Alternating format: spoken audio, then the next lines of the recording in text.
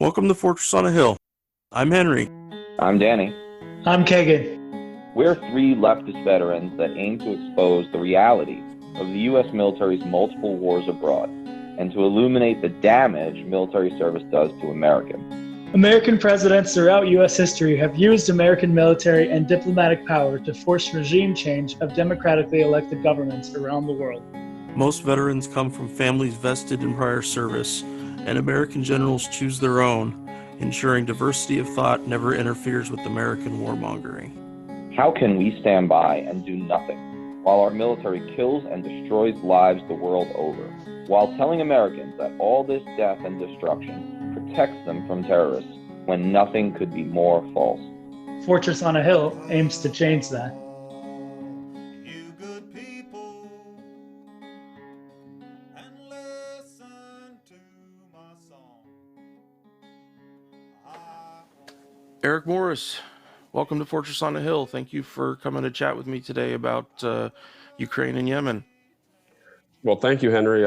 Originally, I was going to sort of be the third man with you having a discussion with an expert on environmental problems caused by the U.S. military, but he is engaged in continued actual investigation, so we weren't able to talk to him, and it kind of brought up an idea, because you asked if we could then maybe talk about environmental issues on our own, and I said, well, I don't really think I have enough expertise, so I was going to learn, and I had some questions, but it made me think of kind of a lot of people have become experts maybe in Ukraine and Russia in the last couple of days or last couple of weeks, and forgetting that there's been wars. I always think about the Yemen war that's been ongoing, and the U.S. has been tangentially involved for a while. And as you just pointed out, as we were talking beforehand, President Biden did suggest that he was ending our involvement, but there's been no concrete factors there. So it was just intriguing to me how I guess the man on the street, and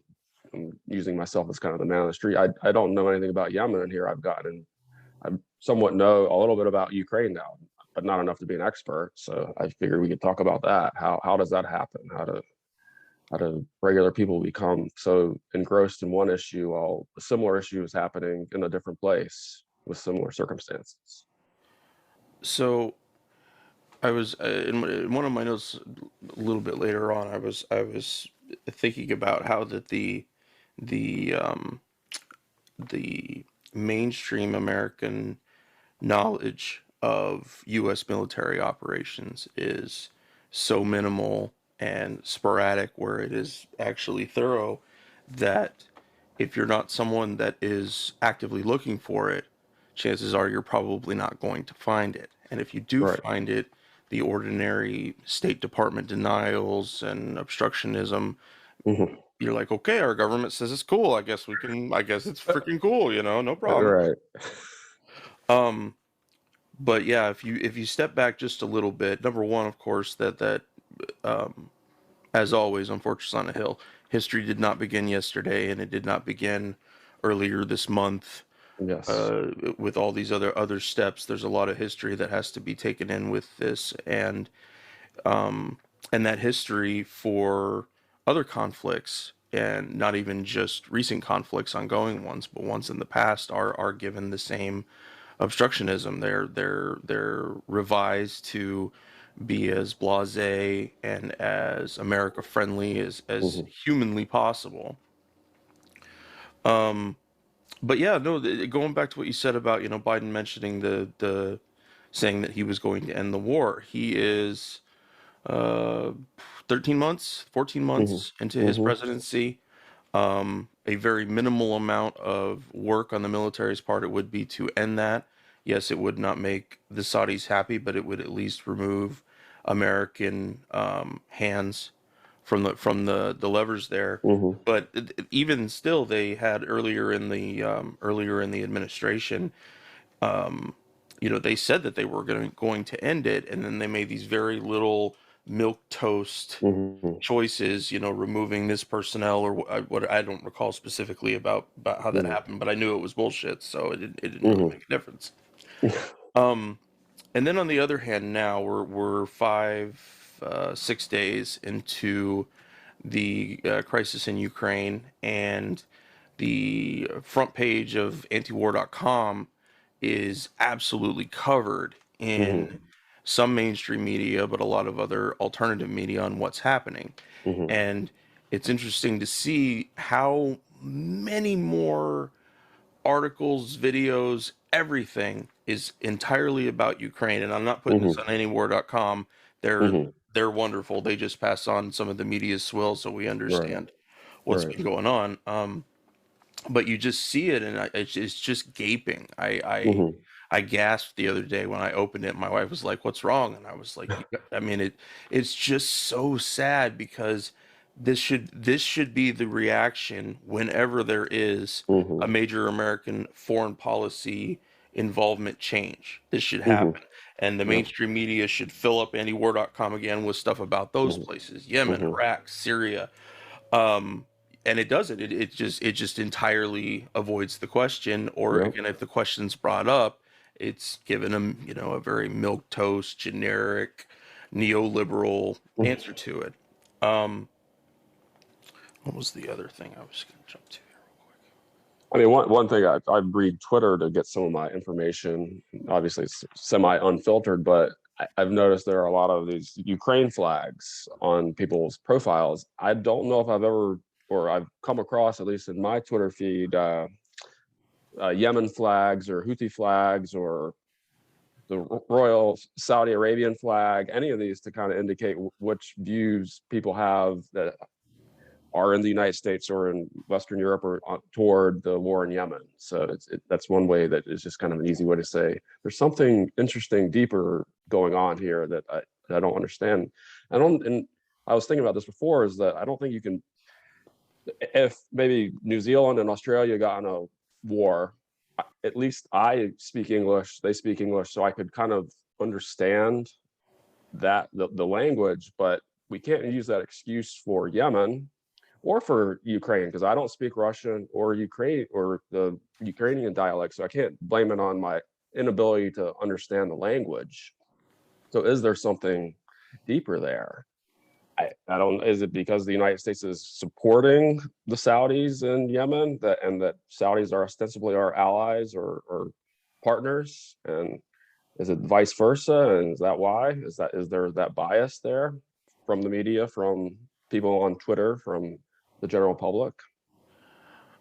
Yeah, I think that's where ordinary Americans kind of live and breathe. And the hypocrisy is astounding. The meme I saw that I thought was the most effective one so far was a side by side picture of two animated hands, and each one was holding a Molotov cocktail. Mm. On one side, it had a Ukrainian flag and said Hmm. "good," and on the other side, it was covered with a Palestinian flag and it said "bad." Right. And so and that is literally where it is. Hmm. The United States will turn and defend somebody who is some of the worst human rights abusers in the world. Hmm. Um, and I lost, I lost my train Mm. of thought. Well, the Uh, Palestine, right? That we're supporting, or we're condemning the Molotov cocktail, or even the rock thrower in Palestine mhm. against certainly one of the most capable armies in the world, the Israeli army, and versus a Molotov cocktail. And based on what we know from 5 or 6 days in this Ukraine invasion, is Russia a paper tiger? I don't. I mean, it's hard to filter through, or is it holding back? I don't know the answer to that. I don't think a lot of people know the answer to that, but people are willing to jump to conclusions depending on kind of their view toward this situation. Certainly, yeah. There's a I don't want to poke at this too much, but there's a tendency of some on the anti-war left to whoever the opposite of the U.S. is to be a little too indulging, and I Yeah. think that we're seeing some of that now. It's it's not it's generally speaking, we kind of police our own, and those kind of thoughts usually get hemmed out pretty fast, but it's certainly emblematic of the cognitive dissonance between our own anti-war left Hmm. in that way. Hmm. Um, so I had a few quotes here I wanted to read just to kind of give a little more context. First, we're going to start with a quote from Representative Ilhan Omar from Twitter. Quote, reminder of the kind of rhetoric non-white refugees have had to endure our entire lives, even after we've been given asylum and become citizens. Every news anchor and world leader doing this is calling black and brown people something other than human. 100% on the ball, that we are fully capable of recognizing Mhm.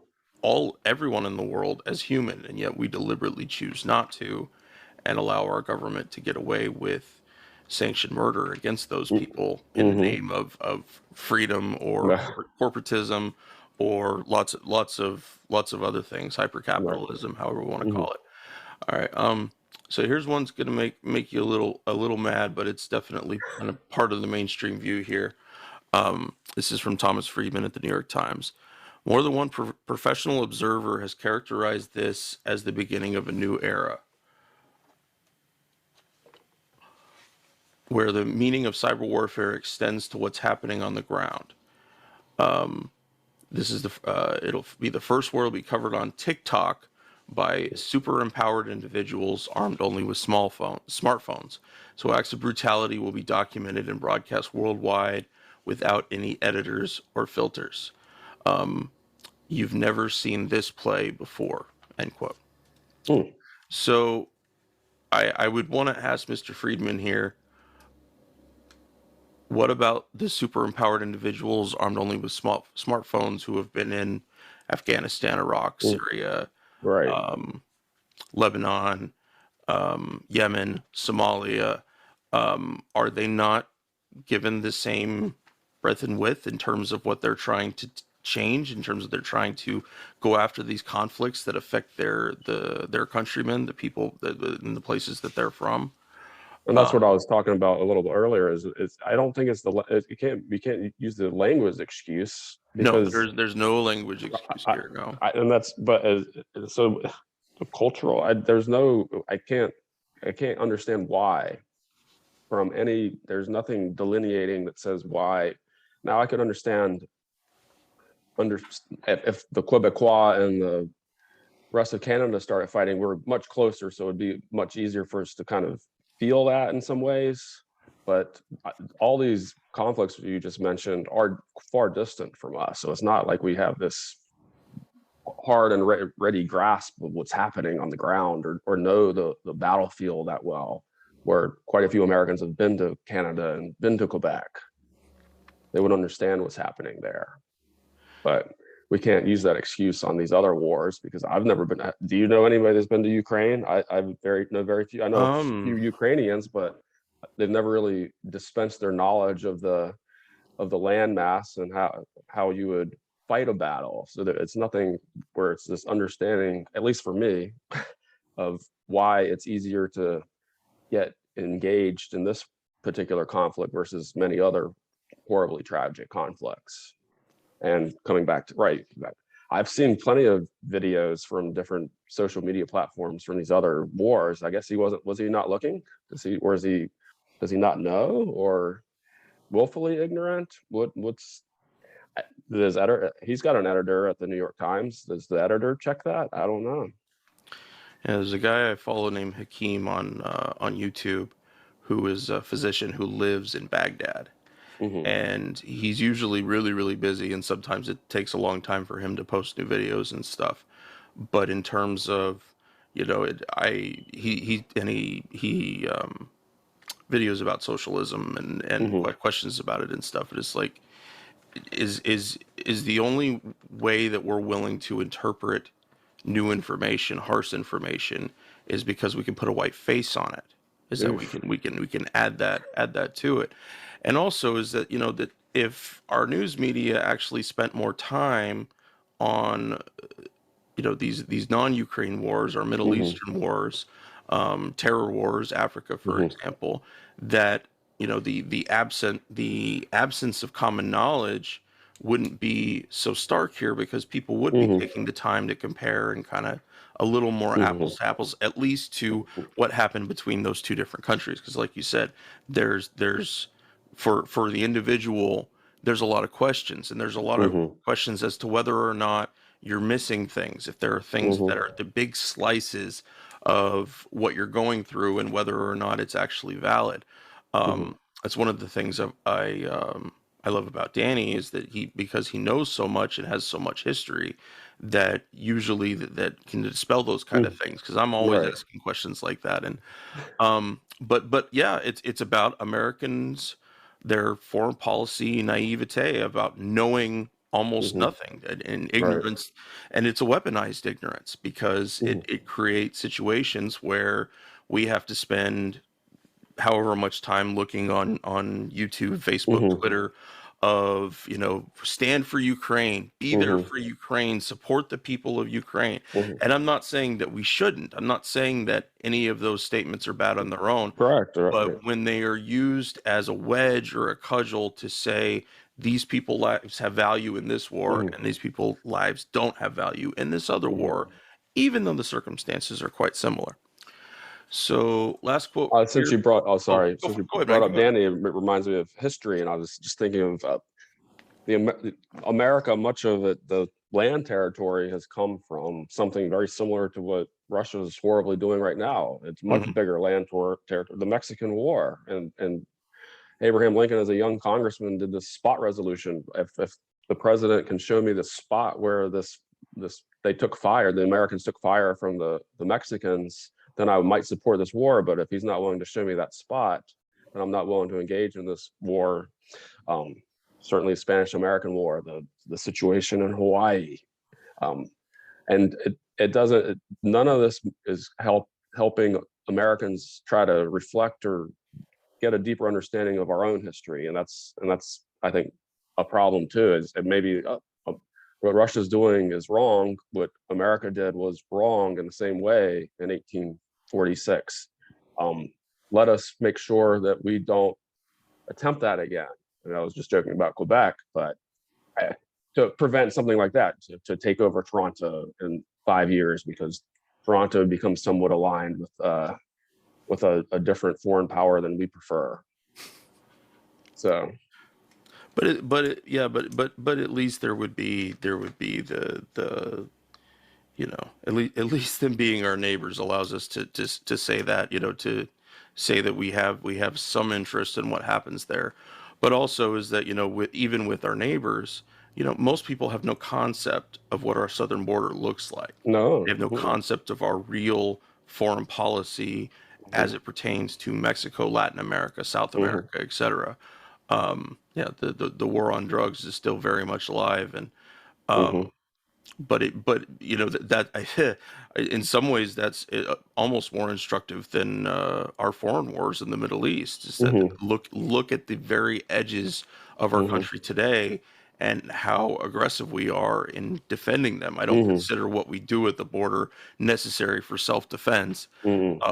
It just has to do with American racism. So, quote here from the Arab and Middle East Journalists Association. The organization condemns and categorically rejects Orientalist and racist implications that any population or country is uncivilized or bears economic factors that make it worthy of conflict. This type of commentary reflects the pervasive mentality in Western journalism of normalizing tragedy in parts of the world, such as the Middle East, Africa, South Asia, and Latin America. It dehumanizes and renders their experience with war as somehow normal and expected. Newsrooms must not make comparisons that weigh the significance or imply justification of one conflict over another. Civilian casualties and displacement in other countries are equally as abhorrent as they are in Ukraine. That kind of brings me back to my childhood, because with the Soviet Union, there certainly was a Cold War, but there was also somewhat of a racial undertone or overtone to those people of the far eastern edges of Yeah, Europe. against Slavs of Yeah, all sorts. Yeah. are they real Europeans like us? So can hmm we dislike them more? And now, since Ukrainians and Russians are so closely culturally similar, it's hard to get that wedge going. But I wouldn't be surprised if something along those lines start creeping up. Is that the Ukrainians are the good Eastern Europeans, and the Russians, there's a difference, and we got to watch out for that too. I mean, if this, especially if this drags on longer than today, which hopefully, God willing, it ends today. Who knows? But I'm not there. I don't know. But um, um, that's something we need to keep an eye out. And that's, and with that, the quote you just had can help us understand or think about that a little deeper further on this particular war. In and going back to what it mentioned about normalizing tragedy, Mm-hmm. dehumanization, and war is somehow normal and expected. Mm-hmm. I think about that in reference to our country's, I wouldn't say nostalgia, but kind of um, in terms of 9/11, as was Mm-hmm. the event I want to talk about, is that of course we have where people have history began that it began on 9/11. We talk Right. about that a lot.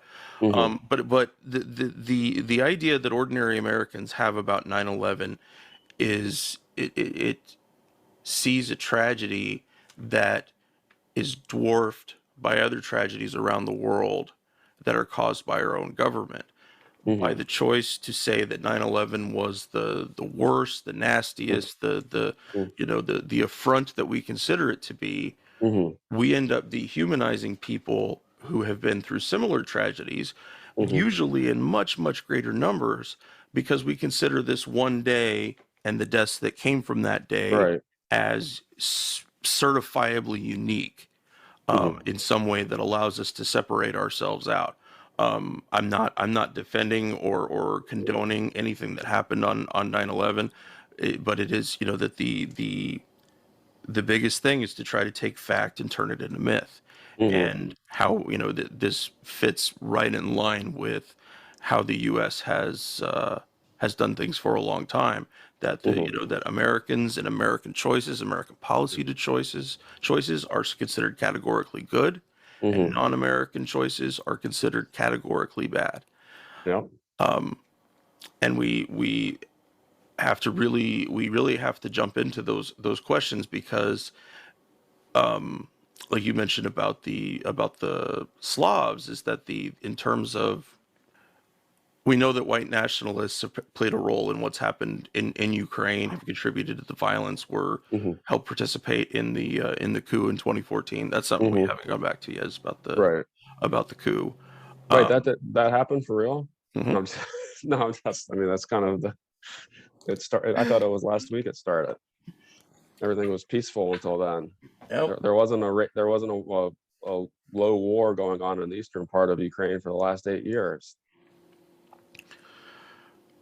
But people need to get their heads around, and this is something that is a kind of a continuing theme for the podcast, is that we've said for a long time we never run out of subjects to talk about. We Mm-hmm. never run out of commentary about American foreign policy Mm-hmm. in the world. This circumstance, this new offensive in Ukraine, it really, really requires people to get out their garden shears and go to their newspapers and really decide what they see truth from fiction. Um, and I say that it's especially hard right now because of the volume of the Mm-hmm. news, that Yep. those things get in more and more and more, and our horrific former president Donald Trump often mentioned that the more times a lie is repeated, the more people start to believe it or start to have doubts about their beliefs if their Mm-hmm. beliefs differ from the lie. So it's gonna be a slog for people trying to go through this, trying to understand who is at fault, Mm-hmm. and what's really happening on the ground. I um, I don't think, like Zelensky. I have respect for him. I think he seems like a decent person, but I have no desire to make him seem like a hero.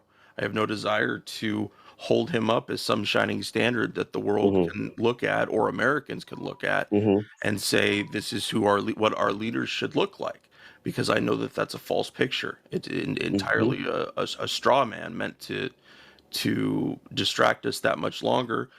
and eventually that's what they want. They want people to get tired. They want Mm-hmm. to get tired of having to. I have to look for alternative, media. I Mm-hmm. have to look for interviews where people said things and the media wants you to forget about it. Mm-hmm. It is an exhausting kind of grind at times, but it is an absolutely needed struggle. And if listeners, if you're going through that and you ever have questions you want to throw out at us, we're always willing to take a stab at them to try to just, and especially kind of to point you in the right direction. There are a lot of times I won't be able to grab on to the biggest factors of something because I just can't study that much with different issues I have. But I do have those questions, and I will, and part of it is bugging people like Mm-hmm. myself, Eric, Danny, Kagan, to say what we think, say and give people that point in the direction and say I'm moving in this direction. I don't have a specific target yet or an understanding, and also um, accept like I have to, except that there is no way of truly knowing 100%. Mm-hmm. That the things we talk about, the commentary that we give, that it is very much our personal opinions. We Mm-hmm. certainly throw our experiences in it.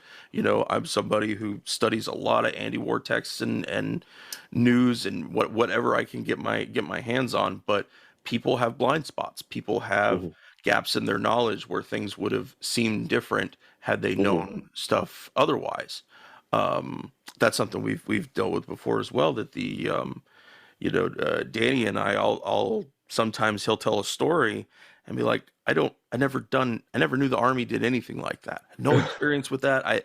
And Right. it, and that's the thing is that, the compartmentalization of all the different Mm-hmm. topics that are needed to understand. I mean, military people are compartmentalized anyways, Mm-hmm. but once you get out, you have to be willing to get rid of that kind of thinking. You have to Mm-hmm. be unwilling to say, here is the end of my knowledge, and I'm not going to worry past Mm-hmm. this line because I know enough, or I get Right. it, or I've seen something else like it. Well, maybe you have, but do you really know? And are you willing to take the time to talk and ask questions and read and do all those things to know? Um, I have a question for you. Shoot. So did you hear about the Ghost of Kiev, Hmm. the fighter pilot? Yep, I was And talking to my wife about it yesterday. yeah, and so I mean, this is an easy one to just talk about, but what was your initial reaction when you saw anything about that? How did you react to that? I mean, it's a neato rah rah military kind of story, but I immediately was like bullshit. I'm like I you can't tell me that everything about what they're saying is correct. And of course, the ghost of Kiev. People have names. Tell me, Uh, who is this pilot? Who is right. you, This is. you know you have a moniker that could be ascribed to any person, and then you don't tell enough people. But that's the thing, is that once the bombs drop, people stop caring.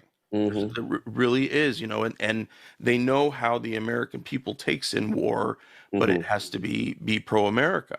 So Right. those feel-good stories. There was one Hmm. a few days ago about a Ukrainian model. I want to say she was the winner of a Miss Ukraine or competed in Miss Ukraine, although I think that competition doesn't actually exist. But Oh wow. anyways, there was a picture of her in a bikini, and Hmm. immediately next to that was a picture of her holding an M4. Not battle rattle specifically. She didn't Hmm. have body armor on and stuff, but looking like she's going to a fight. Hmm. The the thing is that you take one number one, weapons we're supplying are AKs. We're not we're Yeah, I not must. handing we're not Yeah. handing out AR-15s or M4s Right. to the people over there, mainly because that's what they use. That's what they fight with. Right. The other thing is that Because they're not in NATO. that's exactly. The other thing about it is that as a somebody who served um, in the army, went to Iraq twice, you could easily glance at it and know that it's not military issue. It Hmm. looks expensive as hell, which Hmm. makes no sense for people in Ukraine. And if somebody managed to get their hands on this kind of weapon and had ammunition for it, um, that it would look like that. I mean, Mhm. it was a really nice rifle, and so it's like immediately, I'm sorry, Mhm. this Mhm. doesn't pass the smell test. Mhm. And but they want all those little teardrops from all these little news sources to come together. They want the Mhm. memes and the articles and the videos and the Ukraine good, Russian bad Mhm. to, to permeate itself enough times. So we're Mhm. following that Trump rule of saying the lie as Right. often as we can for as many reasons as we can. We attach it to feminism. We attach it to, maybe trying to protect minorities. But whatever it is, it's just about America good, Mhm. other side bad. Right. And while we're discussing this isn't so much on our media topic anymore, but how is it that we accept the crushing of Russia's economy like it's only going to fall on its elite? I, We, I, I have we not figured anything out from we have an example in Cuba where we've Mhm, been doing this for 60 years. I pretty sure the Cuban Communist Party that we're supposedly affecting were not affected by it. We have a specific example close to us where the sanctions fall on the little people. It's not on the oligarchs with the yachts or the leader. But Putin's not going to miss a meal. no. Putin is not going to miss a private jet flight. Uh, Whoever these people, if they want to go skiing in Sochi, they'll go skiing in Sochi. It's the little people that are going to get messed up here, and we know this. We've seen it with our own eyes. How people in America can't think of Cuba immediately and say, has it worked? But again, we still have a sanction regime against Cuba. So I guess we don't really know. Maybe we think it'll eventually work, whatever work actually means in that sense.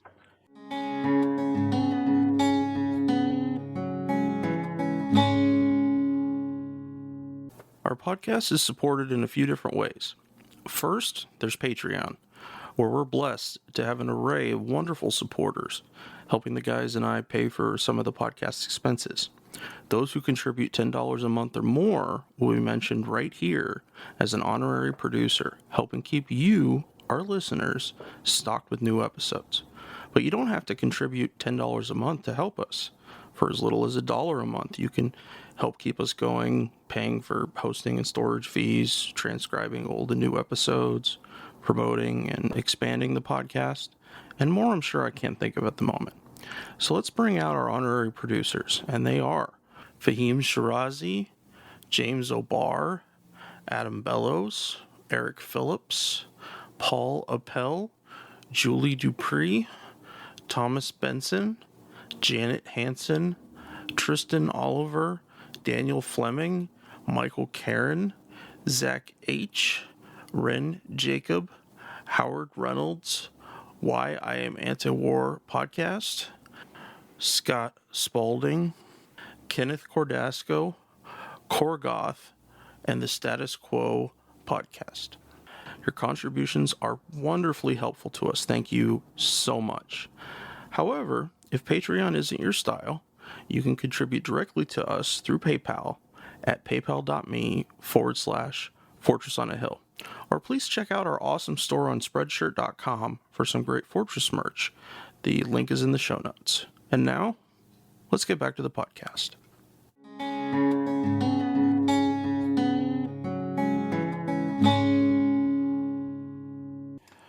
But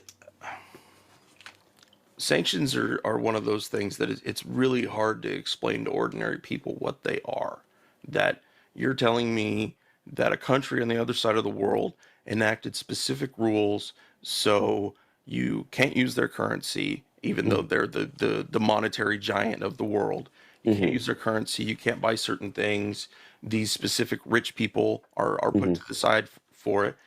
And then you end up seeing effects like what happens in Venezuela with medicine shortages. Yep. How many the 500,000 excess deaths that of children in Iraq Oh, I during the know. second half of the Clinton administration, and Madeleine Albright's assertion that Ugh. we consider it to be worth it. Oh, It's like- yes. Ugh. And they know that stories like that, if they make it to ordinary people, they just make us want to mentally vomit everywhere Mm-hmm. because it's just so abhorrent. But we've been conditioned for so long to think America doesn't do that. America just wants the best. And Mhm. you, yeah, no power that's actively going after another country can say that, can say, because that's one thing that I think that the military should actually end up changing over time on the way to a smaller military, hopefully, is that any country that our military is in, its number one mission is the protection of civilians. Mhm. That it's on paper, that they're trained to do it. And again, I'm not saying that should be an excuse for us to go and do anything. Mhm. But the point is that that should be, if we're going to live up to the myth, that's the Mhm. myth we need to live up to. And we don't.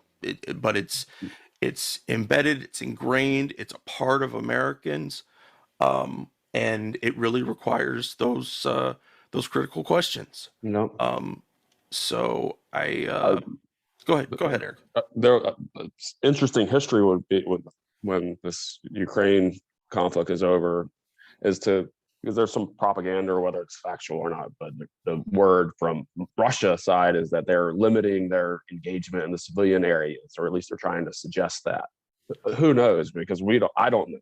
But it will be interesting to see, compare kind of the Russian battle tactics 5 years from now to American battle tactics in Baghdad and Ramadi and Fallujah, places we've been, and Kabul, and see that what were they lying, which is a 100% distinct possibility, and they're slaughtering civilians, and we just don't know that to the extent yet, or that they actually did attempt something. Maybe they learned from our horrible mistakes in the Middle East. That's not a way to win over a population, but who knows? It'd be interesting to track that over time. I'm I'm thinking of, in terms of what the actual American ground presence is there. We have to know Mm. that, I mean, CIA and Mm. potentially special ops guys. I don't know exactly, but over time, there's a distinct possibility that Ukraine could go in the vein of Syria, in that we may end up sending some stupid organization like the White Helmets Mm. to you know, Yep. to create all of that content that Mhm. says they're good people. Mhm. We're supporting them because they're good people. Mhm. And all, and it really creates this emotional barrier that you have to go through to understand this stuff. I mean, Mhm. and also to have a deeper and a more significant understanding of suffering. You know, Mhm. I don't want anybody to be hurt in this conflict whatsoever, whether it's armed sanctions, whatever it Mhm. happens to be. Yep. But like you said, we have to consider the facts on the ground when we're dealing with that, far past the propaganda of either side. And yeah, you're right. Mhm. We won't know the full outcome of this for years, Mhm. But that's something else that we need to adapt from our studies of the Middle East and our Mhm. experiences there. Um, Crap, what did I just say? Learn from the our studies of or our Oh, experiences in the Middle East. And that warfare requires years to study. And when I say yep. warfare, I mean a specific war. Mhm. That, our American forces entered Iraq on March 19th, 2003. And it's, we're still getting stuff put forward from back then. You have, Mhm. people, journalists doing FOIA requests and Mhm. declassification of certain files. No war is 100% knowable right when it launched, not weeks, Right. not years, sometimes not even decades before we actually fully understand what the damage was, if there's environmental destruction, Mhm. how did sanctions actually play a role. Mhm. um these Sorry, Yeah. I'm having so much brain fog today. That's Um, yeah. I mean, that's it's it. My one of my favorite high school history teachers always said, history really, you can't write until 50 years after the fact, because Pretty, all the rest is kind of the first draft, and then you can, and now certainly within a few years you can get a better sense. But we shouldn't be I think our larger point is, people like Tom Friedman or the Twitterati or whoever shouldn't be jumping to conclusions either way, because we don't have enough, if we don't actually have good actionable information.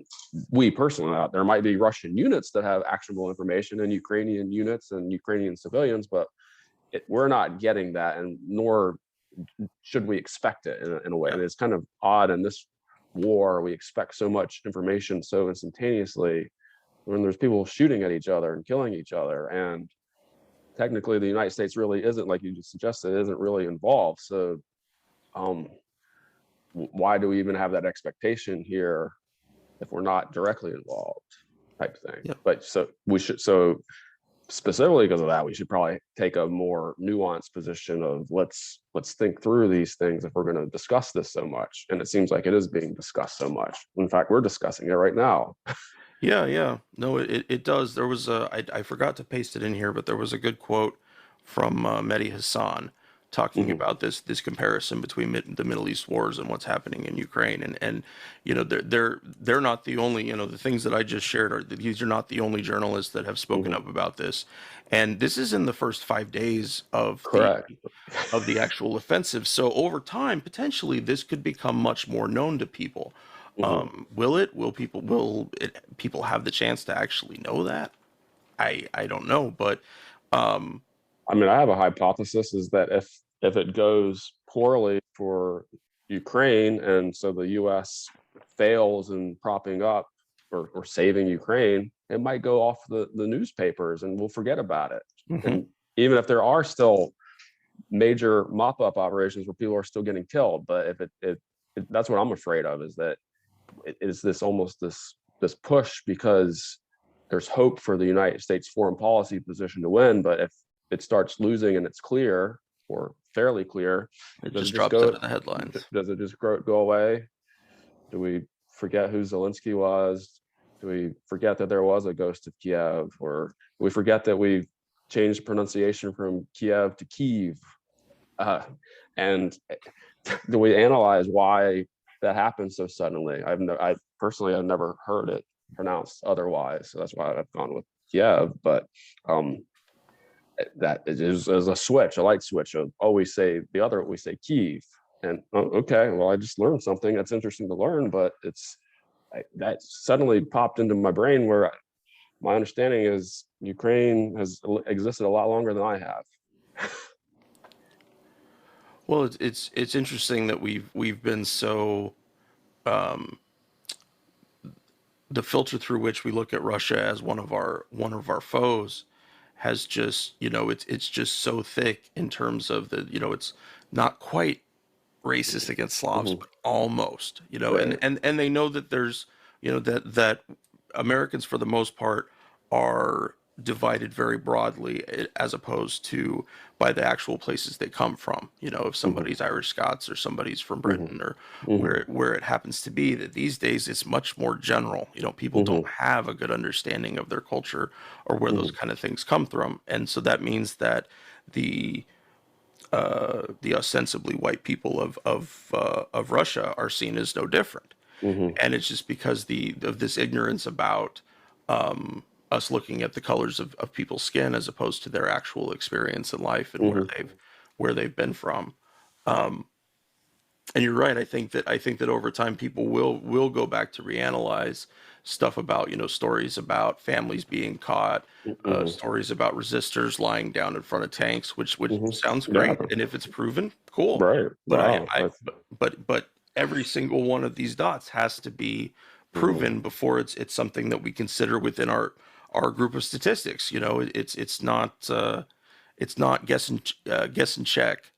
Mhm. Um, and the Western media wants it to seem that way. They want it to seem very simple. They want it to Mhm. seem linear, not, you know, not understandable by anybody, Mhm. especially by people that grew up in the Cold War or in the shadow Mhm. of the Cold War, because Yeah. it fits right in with anti-communism Mhm. and being Russophobes and all of those Mhm. kind of things. So, um, One thing that I think about is so it seems like if somebody is shelled and there's whether it's inadvertent or intentional shelling from Russia, it kills a civilian in Ukraine. That's a tragedy. It's something that you can see distinctly. But they're coming back to Yemen. The United States is helping Saudi Arabia help mhm, ensure that there's a cholera epidemic amongst children mhm, in Yemen, and we know so little about it, and that the death of that child is as tragic as the death of that innocent Ukrainian civilian, and we mhm. don't hear that. but it's still a death. And in some ways, I mean, a cholera death sounds more agonizing than a sudden death from an explosion. Absolutely. I mean, and so they're all both tragic. They're both horrible. But at least as far as we know, the United States has a direct hand in that cholera epidemic, or it did until Joe Biden or President Biden said differently. But we don't really know if we've helped ameliorate that situation. And it seems like we would actually be able to end that tragedy by putting pressure on our ostensible ally, Saudi Arabia, to end it. And we are not doing that. But why we don't think in those terms, it's hard to get your mind around. But it's good that people like you talk about it. So thank you. Yeah, the War Powers Resolution that was vetoed by President Trump. That we have. I mean, it's possible. People. Congressmen sometimes want to make it seem insurmountable for a War Powers Resolution to go through, or even just for a strong debate on whether or not it should continue going on. But the ignorance of Americans' ignorance about conflicts exactly like Yemen is what they count on to be able to continue doing it. Think about how quickly Afghanistan faded into the back of the headlines once the evacuation was done. It may have gotten a tiny bit more play because of that horrendous drone strike that ended up killing all those innocent Afghans. But yeah, it's forgotten history. It is. And we were the actual country engaged in that one. Nope. No, we weren't just doing sanctions or other stuff. We had our guys actually dropping bombs, refueling jets, assisting with intelligence, even a special ops component at different points, depending on which time you're talking about. So watch out, Ukrainian people. But the United States might drop you like a hot potato. Absolutely. So. No, it will happen eventually. Once it has had the maximum amount of value sucked out of it, it will recede from the headlines. And and also it's not funny, but it is funny, is about that the commentators talking about Ukraine as some kind of bastion of peace clearly didn't read much about it in World War II, or other, during the Cold War. I mean, it's like it's just entirely forgotten. Not even the context, but to say it, just to say that we fought these communists for this long, and it happened. Right. It's not Costa Rica where they don't have an army. They've not been involved in wars. So not even Switzerland.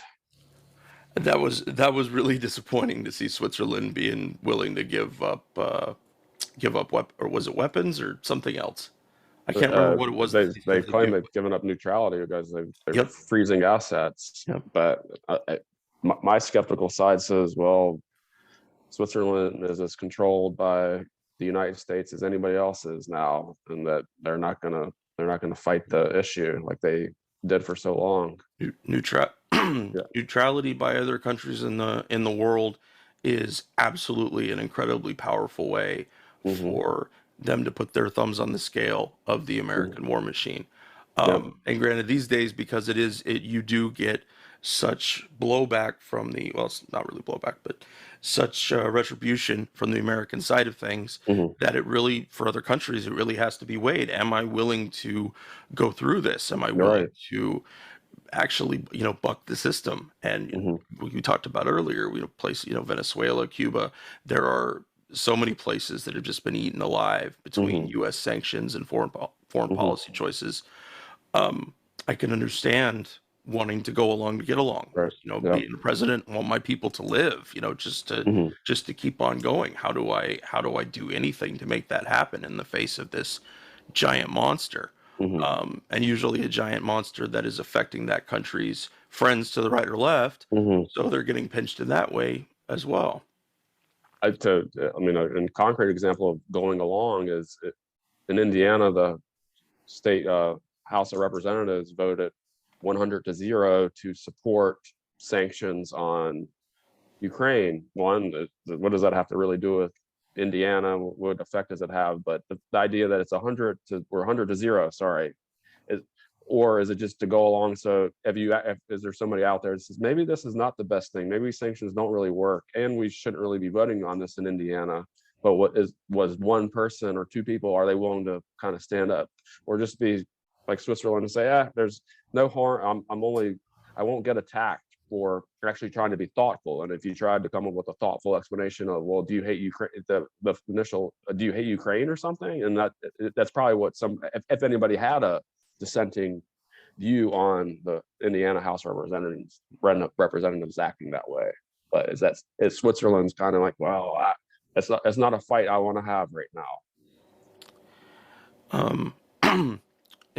Alongside items like the donation that the South Dakota governor made for those National Guard guys to I can't remember I think it was Texas, that a private funder, a private donor had funded for, I don't remember how many it was, 24, maybe 36 National Guard soldiers to go to the southern border. We're seeing a lot more and more state governments jumping in right in line with the U.S. government position, and it does. I mean, it goes back to what we were talking about being a counterweight. Is that's how we're supposed to control unruly federal government, aren't we? Is that the states are supposed to act as a counterbalance, and also is that in some states it's able to be a greater issue. I know Dan McKnight from Bringing the Troops Home advocates with state governments all the time in an attempt to try to get them to bring in more control over their National Guard forces. But I think this is something that we're going to see more and more as we go forward, and probably mostly from more Republican bastions, but it could be liberal ones as well. It could go either way, but I could easily see places like Florida, places like Alabama and Mississippi. Of course, Texas is, so many of their personnel are down at the border, and they have no mission. You'd read articles about it, and they're not doing anything actively to help, but they are young people left in a shitty situation. And you have, it's not, going to the southern border from Texas as opposed to going to Iraq from Texas, seems like such a jump, but troops will end up dealing with a lot of the same problems on the southern border that they would in Iraq, in terms of mental health issues, if there's nothing to do, in terms of the bills at home that are piling up because they had to go on this impromptu deployment that absolutely had to happen. So if state governors are not willing to step in and say, I'm going to make a greater effort to balance that out, if for no other reason to make sure that my state has the appropriate assets it needs for humanitarian stuff, for stuff that we actually do here, that the National Guard actually does some good.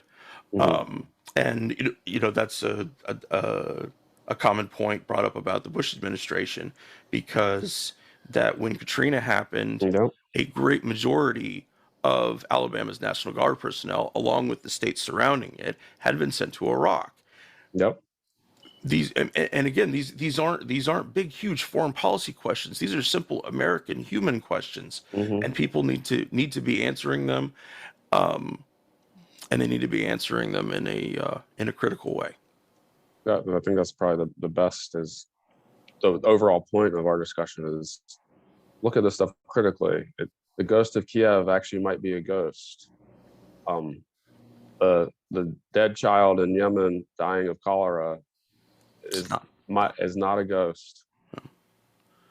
I bet I could go to Yemen and learn the names of all the children with cholera, but I'm betting if I went to Ukraine, I would not learn that pilot's name.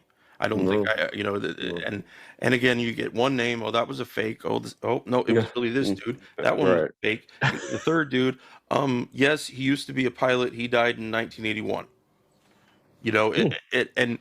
And those are the steps people have to go through, especially with memes.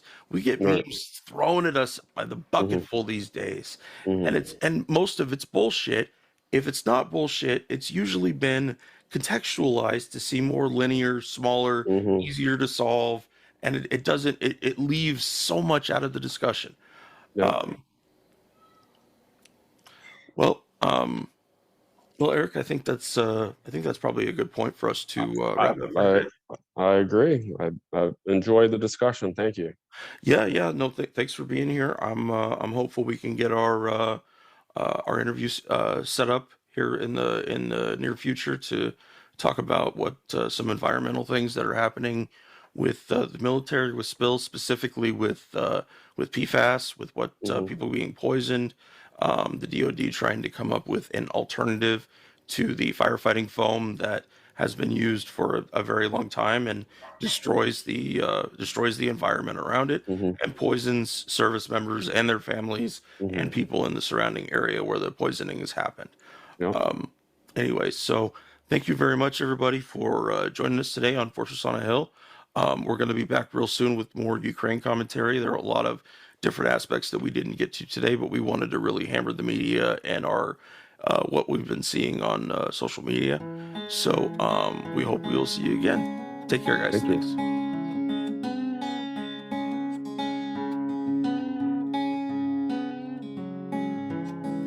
We're on Twitter at Fortress on a Hill and also at Facebook.com at Fortress on a Hill.